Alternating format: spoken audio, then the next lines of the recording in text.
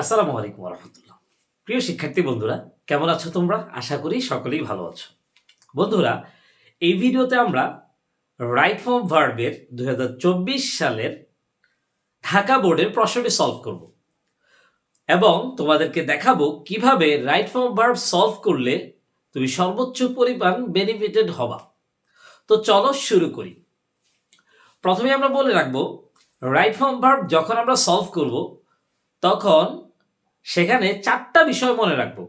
Number 1 voice, number 2 tense, number 3 number, number 4 non finite verb. যেমনটা আমরা স্ক্রিনে দেখতে পাই লেখা আছে নাম্বার 1 ভয়েস। ভয়েস বলতে আমরা অ্যাক্টিভ এবং প্যাসিভকে নির্দেশ করে থাকি। নাম্বার 2 টেন্স, এখানে টেন্স বলতে এক্স্যাক্টলি আমরা টেন্সের যে স্ট্রাকচারগুলো আছে সেই বিষয়গুলোকে ইঙ্গিত করছি। তো এখানে তোমাদের একটু জ্ঞাতার্থে বলে রাখি, টেন্সের স্ট্রাকচার তোমরা মাত্র 12টা আসলে শিখে রেখেছো। তোমাদের উচিত টেন্সের স্ট্রাকচার 12টা না শিখে আরো টেন্সের যতগুলা স্ট্রাকচার আছে সেগুলো শিখে নেওয়া। কারণ তোমরা যে 12টা শিখেছো সেগুলো ছাড়াও পরীক্ষায় অর্থাৎ রাইট ফর্ম ভার্বে অন্যান্য স্ট্রাকচারগুলো থেকেও প্রশ্নে আসে, যেমনটা আমরা একটু পরেই দেখতে পাবো। এরপর চলে আসে, আমরা দেখো লেখা আছে 3 নাম্বার নাম্বার। নাম্বার বলতে এখানে সিঙ্গুলার প্লুরাল বোঝানো হচ্ছে। 4 নাম্বার লেখা আছে নন ফাইনাইট ভার্ব, অর্থাৎ নন ফাইনাইট ভার্ব যেই ধরনের হয়ে থাকে, যেমনটা আমরা জানি ইনফিনিটিভ, জেরান, পার্টিসিপল, এগুলোও কিন্তু পরীক্ষায় এসে থাকে। তো চলো আমরা দেখব এই চারটা বিষয়কে কেন্দ্র করে পুরো রাইট ফর্ম ভার্বের একটা কোয়েশ্চেন কিভাবে সলভ করা যায়।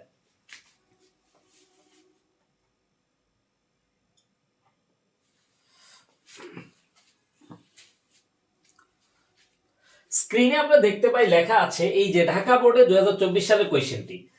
প্রথমে আমরা যেটা করব, পুরো শূন্যস্থানগুলোকে, তো এখন আমরা ঢাকা বোর্ড 2024 সালের কোয়েশ্চেনটি সলভ করব। চলো আমরা স্ক্রিনে চলে যাই। স্ক্রিনে যে প্রশ্নটা দেওয়া আছে, প্রথমে আমরা পরীক্ষায় এই পুরো প্রশ্নটি কিন্তু ভালো করে পড়ে নিব। পুরো প্রশ্নটি পড়ার পর পুরো প্রশ্নটাতে কোন সময়ের ঘটনা বর্ণনা করা আছে তা সম্পর্কে একটা আইডিয়া নিব। আইডিয়া নেওয়ার পর এরপরে আমরা সলভ করতে যাব। এখানে আমরা সময়ের স্বল্পতার কারণে পড়ছি না, কিন্তু তোমরা অবশ্যই পরীক্ষার হলে যখন সলভ করবা সেক্ষেত্রে অবশ্যই আগে প্রশ্ন একবার দুইবার পড়ে নিবা। তো চলো আমরা শুরু করি। Once upon a time there dash be a king who was very fond of dash know his future from the astrologers. তো এখানে আমরা দেখতে পাই যে অপশন এ তে যে শূন্যস্থানটা দেওয়া আছে বি। বি বলতে আমরা কি বুঝি? এটা হচ্ছে ভার্বের একটা প্রকারভেদ। বি বি বলতে আমরা যেখানেই বি দেখবো সেখানে আমরা যে বিষয়গুলো ভেবে নিব সেগুলো হচ্ছে am, is, are, was, war.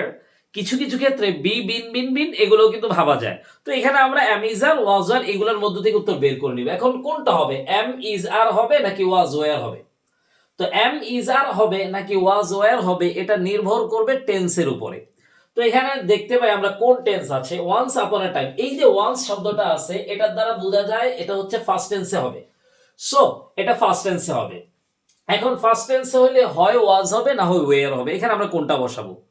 আমরা অনেকেই মনে করি দেয়ারের পরে সবসময় ওয়ার বসে না, ব্যাপারটা আসলে সঠিক না। দেয়ারের পরে ওয়াজও বসতে পারে, ওয়ারও বসতে পারে, সেটা নির্ভর করবে দেয়ারের পরে যে সাবজেক্টটা রয়েছে সেটার উপরে। এখানে একটা রুলস আছে, আমি একটু বলে নিই। ভার্বের আগে যদি দেয়ার থাকে সেক্ষেত্রে কিন্তু সাবজেক্টটা থাকবে ভার্বের পরে। এখানে সাবজেক্ট হচ্ছে a king, so a king এর সাথে কিন্তু ওয়ার বসবে না, ওয়াজ হবে। সো এখানে এক নাম্বার উত্তর হচ্ছে ওয়াজ। এরপর আমরা চলে যাব, who was very fond of dash know his future. এখানে আমরা দেখতে পাই শূন্যস্থানের ঠিক আগে অব আছে, এটা কিন্তু একটা প্রেপোজিশন। আমরা একটু আগে বলেছিলাম রাইট ফর্ম ভার্ব যখন আমরা সলভ করব তখন সাধারণত আমরা চারটা বিষয় থেকেই কোশ্চেন দেখব। চতুর্থ নাম্বার ছিল নন ফাইনাইট ভার্ব বসা। এখন নন ফাইনাইট ভার্ব কখন আসবে? নন ফাইনাইট ভার্বের কথাটা কিন্তু সবসময় আসবে না। নন ফাইনাইট ভার্বের কথাটা তখনই আসবে যখন আমরা দেখব শূন্যস্থানের ঠিক পূর্বে প্রেপোজিশন আছে। তো এখানে আমরা দেখতে পাই শূন্যস্থানের পূর্বে প্রেপোজিশন অফ আছে। এই প্রেপোজিশন অফ থাকলে তাহলে তারপর আমরা আইএনজি দিয়ে দিব। এখানে একটা মৌলিক কথা মনে রাখতে হবে, টু ছাড়া অন্য যে কোনো প্রিপজিশন থাকলে আমরা ভার্বের সাথে আইএনজি যুক্ত করে দিব। সো ভার্বের সাথে আইএনজি যুক্ত করে দিলে এখানে উত্তর হবে নোয়িং। এরপর আমরা চলে যাব, a famous astrologer dash stop at his capital on his way to home. তো এখানে আমরা দেখতে পাই ভার্ব হচ্ছে স্টপ। এখন প্রথম কাজ আমরা যেটা করব, এখানে অ্যাক্টিভ নাকি প্যাসিভ হবে সেটা আমরা যাচাই করব। দেখতে পাই আমরা এ ফেমাস অ্যাস্ট্রোলজার, সাবজেক্ট হচ্ছে অ্যাস্ট্রোলজার, অ্যাস্ট্রোলজার থামতে পারেন, সো সাবজেক্ট যেহেতু কাজ করতে পারে এই জন্য এটা অ্যাক্টিভ হবে। এখন এটা কোন টেন্স হবে? তো আমি একটা ছোট্ট লজিক বলি, যখন তুমি দেখবা যে কোনো নির্দিষ্ট ব্যক্তি নিয়ে কথা বলছে তখন সাধারণত সেখানে তুমি ফার্স্ট টেন্স উত্তর করবা। তো এখানে আমরা দেখতে পাই একজন ফেমাস অ্যাস্ট্রোলজার কথা বলছে, দ্যাট মিন্স হচ্ছে এটা কিন্তু নির্দিষ্ট একজন ব্যক্তি। যেহেতু নির্দিষ্ট ব্যক্তি নিয়ে কথা বলছে তাই এখানে আমরা ফার্স্ট ইনডিফিনিট টেন্স দিব।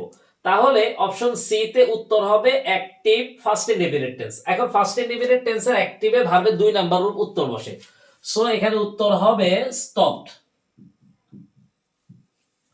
এরপরে চলে যাই আমরা, the king called on him to dash know about the future.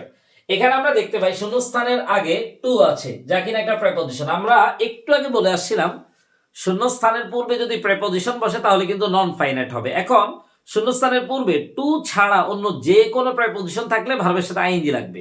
R two হলে সাধারণত আমরা ভি1 বসাবো, তবে কিছু কিছু ক্ষেত্রে আইএনজি বসে। সেক্ষেত্রে যে সকল শব্দের পরে টু থাকার পরও আইএনজি বসবে সেগুলো তোমরা মুখস্থ করে নিবা। তো এখানে হচ্ছে শূন্যস্থানের পূর্বে টু আছে, তাই আমরা ভার্বের 1 নাম্বার বসাই দেব। তো 4 নাম্বার উত্তর হবে নো। এরপর আমরা চলে যাব,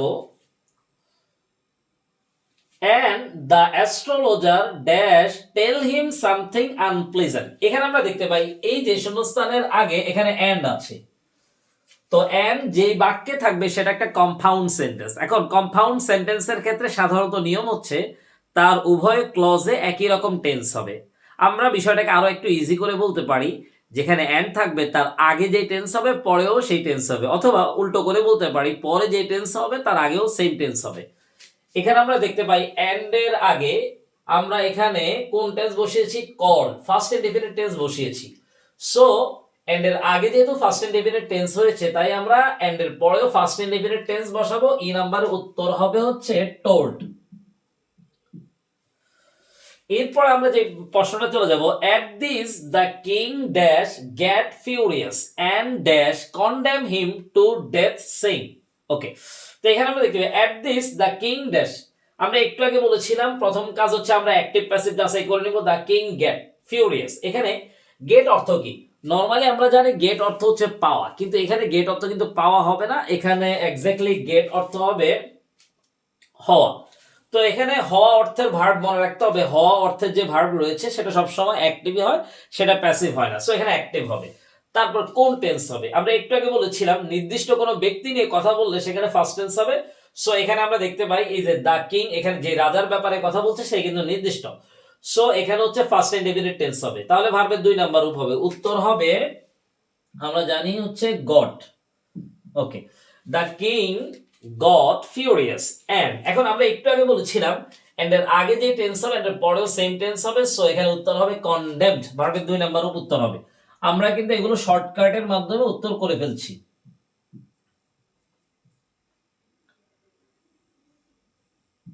ওকে, এরপরে আমরা চলে যাব, man like you dash live to spoil the face of the world. এখানে আমরা দেখতে পাই এই যে লিভ শব্দটার মধ্যে আমরা উত্তর করব। এখন ম্যান লাইক ইউ, এখানে লাইকটা কিন্তু ভার্ব না, আমরা অনেকেই মনে করতে পারি লাইকটা কিন্তু ভার্ব। এক্স্যাক্টলি লাইকটা এখানে প্রেপোজিশন, লাইক অর্থ হচ্ছে মতো। তো ম্যান লাইক ইউ, তাহলে এখানে লিভ ভার্বের মূল সাবজেক্ট হচ্ছে ম্যান। এখন মানুষ লিভ বাস করা, মানুষ বাস করতে পারে, সো এটা অ্যাক্টিভ হবে। এখন এটাতে আমরা কোন টেন্স দিব? এটাতে আমরা দেখো মানুষ বাস করে টু স্পয়েল, নষ্ট করতে, the peace of the world, বিশ্বের শান্তি। এখন এখানে আমরা 2 ভাবে উত্তর করতে পারবো। আমরা চাইলে এটাকে হা বোধকেও উত্তর করতে পারবো, আবার না বোধকেও উত্তর করতে পারবো। এখন আমাদের ইচ্ছা, আমি প্রথমে হা বোধক উত্তর করে দেখি। আমি যদি বলি ম্যান লাইক ইউ, তোমার মতো মানুষ বাস করে, তাহলে দেখো ম্যান বাস করতে পারে, এই জন্য এটা অ্যাক্টিভ হবে। এরপর হচ্ছে মানে বাস করে to spoil the peace of the world, বিশ্বের শান্তি নষ্ট করতে সবসময় বাস করে। সো সবসময় বুঝালে কিন্তু আমরা সেখানে প্রেজেন্ট ইনডিফিনিট টেন্স দিব। তাহলে অ্যাক্টিভ প্রেজেন্ট ইনডিফিনিট টেন্স, আর এখানে সাবজেক্ট হচ্ছে প্লুরাল, তাহলে কিন্তু উত্তর হতে পারে হচ্ছে আমরা যেটা বলবো লিভ। উত্তর লিভ হতে পারে যদি আমরা পজিটিভে করি। এখন এটাকে কিন্তু না বোধকে উত্তর করা যাবে। না বোধক উত্তর করলে কি হবে, ম্যান লাইক ইউ, তোমার মতো মানুষের, না বোধক করলে বাস করে না এই কথাটা আমরা না বলে আমরা মডাল ভার্বে চলে যাবো, শুড দিয়ে বলবো তোমার মতো মানুষের বাস করা উচিত না। এখন তোমাদের মনে প্রশ্ন হতে পারে এখানে মডাল ভার্ব আসবে, সেটা তোমরা কিভাবে বুঝবা? তো মডাল ভার্ব আসবে সেটা বোঝার জন্য আমরা যে কাজটা করব, প্রথমে প্রেজেন্ট টেন্স এবং ফার্স্ট ইনডিফিনিট টেন্স এটা দিয়ে যাচাই করব, যদি এটাতে না হয় তাহলে আমরা মডাল ভার্বে চলে যাব। তো এখানে আমরা মডাল ভার্ব শুড বসাবো। এখন শুডের পরে আমরা নট দিয়ে উত্তর করব শুড নট লিভ, তাহলে এটা লিভ উত্তর হতে পারে অথবা শুড নট লিভ। এরপরে আমরা চলে যাব man like you should not live to spoil the peace of the world. আমরা একটু অর্থটা বলি, তোমার মতো মানুষের দুনিয়ার শান্তি নষ্ট করে বেঁচে থাকার কোনো দরকার নাই। এরপরে চলে যাই, but another thought dash cross his mind before the astrologer dash Saint for execution. এখানে আমরা দেখতে পাই এই যে ক্রস ভার্বের সাবজেক্ট হচ্ছে অ্যানাদার থট। তো ক্রস অর্থ হচ্ছে কি, অতিক্রম করা, মানে তার মনে আরেকটা চিন্তা অতিক্রম করেছে। সো এই থটটা কিন্তু মনে অতিক্রম করতে পারে, এই জন্য কিন্তু এটাকে আমরা অ্যাক্টিভ বলবো। আসলে থটটা মনে অতিক্রম করা শব্দের অর্থ, কিন্তু এটার অর্থ হচ্ছে মনে দাগ কাটা। তো এটা কাজ করতে পারে, এই জন্য এটা অ্যাক্টিভ বলবো। এখন কোন টেন্স বলবো, এখানে কোন টেন্স বলবো সেটা বোঝার জন্য কিন্তু আমরা একটা রুলস দেখতে পারি। এই যে দেখি এখানে আমরা বিফোর দেখি, তোমরা অবশ্যই বিফোর আফটার রুলস পড়েছো। তো বিফোর এর আগে এখানে আমরা ফার্স্ট পারফেক্ট টেন্স দিতে পারবো। বিফোর আগে ফার্স্ট পারফেক্ট টেন্স হবে, তাহলে অ্যাক্টিভ হবে, ফার্স্ট পারফেক্ট টেন্স হবে। আর ফার্স্ট পারফেক্ট টেন্সে সিঙ্গুলার প্লুরাল যাচাই করা লাগে না, কারণ সেখানে হ্যাড প্লাস V3 বসে। সো এখানে উত্তর আমরা দিতে পারি হচ্ছে হ্যাড ক্রসড, হ্যাড ক্রসড। এরপরে চলে যাই, before the astrologer dash Saint for execution. এখানে সেন্ট ভার্ব রয়েছে, তার সাবজেক্ট হচ্ছে অ্যাস্ট্রোলজার। এখন এই যে অ্যাস্ট্রোলজার, সে কি তার নিজেকে শাস্তি দিতে পারে? শাস্তির জন্য পাঠাইছে, দ্যাট মিন্স সে কিন্তু নিজেকে শাস্তি দিতে পারে না। সো এটা কিন্তু প্যাসিভ হবে। এখানে বিফোরের পরে যে ভার্ব সেন্ট রয়েছে সেটা কিন্তু প্যাসিভ হবে। আমরা এটাকে অনেকে অ্যাক্টিভ বলে ভুল করতে পারি না, এটা কিন্তু অ্যাক্টিভ হবে না, এটা প্যাসিভ হবে। তো এখন আসলে এটা প্যাসিভ হবে। তাহলে কোন টেন্স হবে? এখন ওই যে আমরা একটু আগে বিফোর আফটার রুলস পড়েছি, বিফোর আগেরটা কিন্তু ফার্স্ট ইনডিফিনিট ফার্স্ট পারফেক্ট বলেছি, তাহলে পরেরটা হবে ফার্স্ট ইনডিফিনিট। এখন প্যাসিভের ফার্স্ট ইনডিফিনিট টেন্সের স্ট্রাকচারটা কি? প্যাসিভের ফার্স্ট ইনডিফিনিট টেন্সের স্ট্রাকচার হচ্ছে subject plus was wire plus V3। So এখানে আসলে ওয়াজ অথবা ওয়্যার বসবে। এখন আমরা দেখি দ্য অ্যাস্ট্রোলজার হচ্ছে সিঙ্গুলার, তাহলে এর সাথে ওয়্যার বসবে না, বরং ওয়াজ বসবে। তাহলে এখানে উত্তর হবে কি ওয়াজ প্লাস B3। তাহলে এখানে আমরা বসাই ওয়াজ প্লাস B3। এরপরে চলে যাব, how long will you dash live. এখানে লিভ হচ্ছে ভার্ব, তার সাবজেক্ট কে ইউ। এরপর আমরা একটু আগে দেখি উইল আছে। এখন উইল থাকলে কিন্তু এটা ফিউচার, দ্যাট মিন্স হচ্ছে এখানে টেন্সের ব্যাপারটা বেশি একটা ঝামেলা না, শুধু আমরা চেক করে নিব এটা অ্যাক্টিভ নাকি প্যাসিভ হবে। How long will you live, যে তুমি বাস করতে পারো কিনা, হ্যাঁ পারো। সো এখানে আসলে অ্যাক্টিভ হবে, তাহলে ফিউচার ইনডিফিনিট টেন্স হবে, তাহলে উইল এর পরে এক্স্যাক্টলি V1 বসবে। সো এখানে উত্তর হবে হচ্ছে লিভ। এরপরে আমরা চলে যাব, ask the king with ready wit the astrologer said the stars dash declare that I shall die only a few weeks before your majesty। এখানে আমরা ডিক্লেয়ার এর জায়গায় কোন টেন্স দিব? প্রথমে আমরা একটু চেক করে দেখি, দ্য স্টার্স মানে এই যে তারকারা ঘোষণা দেয়, এই যে এই কথাটা কিন্তু রূপক ভাবে বলেছে। হ্যাঁ, এখন রূপক ভাবে বললে কিন্তু অনেক সময় ওই যে বস্তু কিন্তু সাবজেক্ট হতে পারে। সো এটা আসলে অ্যাক্টিভ হবে। এখন কোন টেন্স হবে? তো এখানে আমরা দেখতে পাই এই যে ক্লজ মার্কার দ্যাট রয়েছে, তারপরে কিন্তু ফিউচার রয়েছে। আমরা যেটা দেখব, দুইটা ক্লজের একটাই যদি ফিউচার থাকে তাহলে আরেকটাই কিন্তু প্রেজেন্ট ইনডিফিনিট টেন্স হবে। সো এখানে আসলে আমরা প্রেজেন্ট ইনডিফিনিট টেন্স দিব, অ্যাক্টিভ প্রেজেন্ট ইনডিফিনিট টেন্স। এখন আমরা এটাকে সিঙ্গুলার দিব নাকি প্লুরাল দিব? যেহেতু সাবজেক্টটা প্লুরাল আছে, যেহেতু আমরা এখানে সিঙ্গুলার দিব। সো এখানে উত্তর হবে হচ্ছে ডিক্লেয়ার।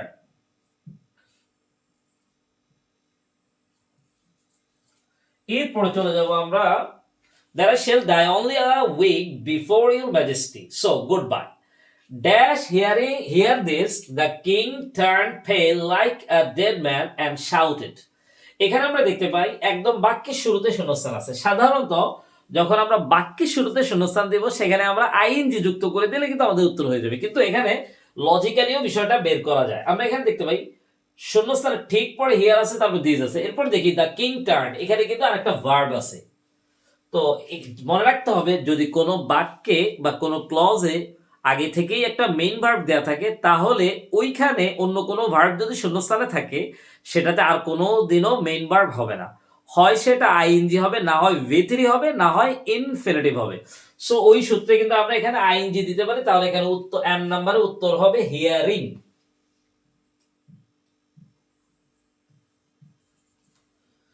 এরপর আমরা চলে যাব, the king turn pale like a dead man and shouted, drive this wretch away, let him dash come here again. Drive this wretch away, let him dash come here again. আমরা এখানে দেখতে পাই শূন্যস্থানের ঠিক আগে হিম আছে, তার আগে কিন্তু লেট আছে। মনে রাখতে হবে এই লেটের পর যদি ডিরেক্টলি ভার্ব বসে সেটা কিন্তু ভার্বের এক নাম্বার রূপ বসবে। লেটের পর আমরা এখানে দেখতে পাই অবজেক্টিভ ফর্ম আছে প্রোনাউনের, তারপরে যদি ডিরেক্টলি ভার্ব বসে সেটা কিন্তু আমরা ভার্বের এক নাম্বার রূপ বসাবো। এখন আমরা এখানে ভার্বের এক নাম্বার রূপ বসাবো, কিন্তু এখানে একটা প্রবলেম আছে, আমরা যদি ভার্বের এক নাম্বার রূপ বসাই দিই তাহলে কিন্তু অর্থ মিলবে না। দেখো drive this wretch away, let him dash come here again, মানে লেট হিম, তাকে এখানে আর আসতে দিও না। দেখো রাজা যখন বলবে তাকে এখানে আর আসতে দিও, এটা তো আর সে বলবে না, বরং সে তাকে তাড়িয়ে দিবে, সেটা না বোধক হবে। যেহেতু না বোধক হবে তাহলে এখানে আমরা উত্তর দিব নট কাম। তাহলে এই এর নাম্বার এখানে উত্তর দিব আমরা নট কাম। তো বন্ধুরা এই যে ঢাকা বোর্ড 2024-এর যে কোয়েশ্চেনটা আছে এটাতে কিন্তু আমরা অনেক রুলস দেখতে পেয়েছি। তো আশা করি তোমরা আমার যে সলভের প্রক্রিয়ায় পুরো বিষয়টা বুঝতে পেরেছো। যদি বুঝে থাকো তাহলে অবশ্যই তোমরা কমেন্টে জানাবা, আর যদি কোনো কিছু না বুঝে থাকো তাহলেও তোমরা অবশ্যই কমেন্টে জানার চেষ্টা করবা, আমরা ইনশাল্লাহ উত্তর দেওয়ার চেষ্টা করব। ভালো থাকবে, পরবর্তী ভিডিও নিয়ে আবারও চলে আসবো, ততক্ষণ পর্যন্ত বিদায়।